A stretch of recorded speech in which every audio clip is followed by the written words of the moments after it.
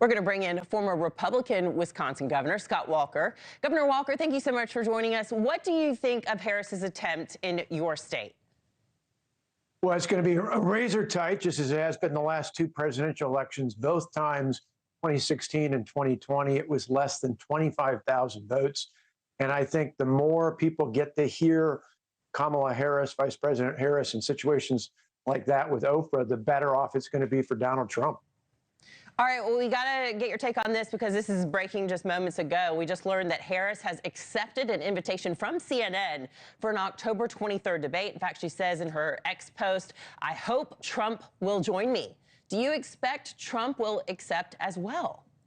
Absolutely. And I like the fact the format's like it was on CNN for the first debate. I like the back and forth. I like the fact that Donald Trump can make his case, but then listen to Vice President Harris and vice versa. I think the more people see the contrast, I hope Donald Trump does what he did at the end of the last debate, but he needs to do at the beginning and the end and everywhere in between. And that is just look at the voters, make the case saying, hey, she says she's going to do this on day one. She and Joe Biden have had 3.5, almost 4 years to do this, and they haven't delivered. Prices are higher. The border's less secure. Public safety is a real concern. Life was better when I was president, and it'll be better again when she's out of office. And contrast that with the non-answers that we saw time and time and time again in this last presidential debate. Yeah, but many would argue he did not do a very good job of doing that in the beginning of the debate. She was able to get under his skin and get him off track. You debated him back in 2016. I think we've got some video of that. I covered you back then as well. What would you recommend Trump do in preparing? Many criticized him also for not preparing in more traditional ways. Do you think he needs to, if he decides to accept this as well? Yes, he's a great spokesperson. He's a great communicator, but I think he's spent too much time on the rally circuit and not enough time in the debate preparation. As you know, and I know, a debate is a lot different than a rally. You've got to give concise answers. I always found in all the debate prep I did, not just for that presidential campaign, but for my own high-profile campaigns for governor here in Wisconsin, that usually after a couple times going through debate prep, you hone in and you get to the key point.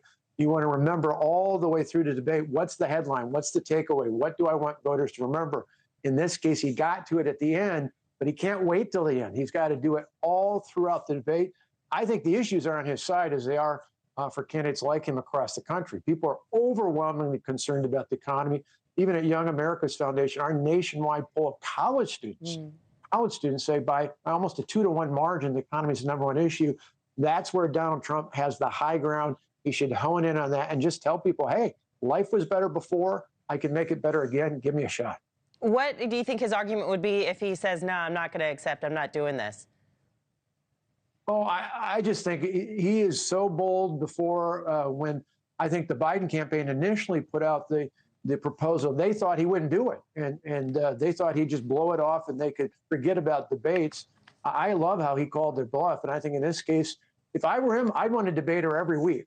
I think the more people see the contrast, the more he can remind them how much better life was, whether it was with the economy and high prices being much lower than they are now, whether it's border security and issues like fentanyl and overdose deaths, or it's just public safety, particularly in some of our largest cities.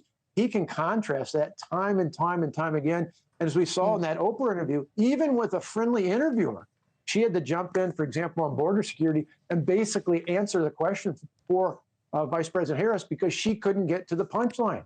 Thanks for watching. Go to joinnn.com to find NewsNation on your screen. And don't forget to click the red subscribe button below to get more of NewsNation's fact-driven, unbiased coverage.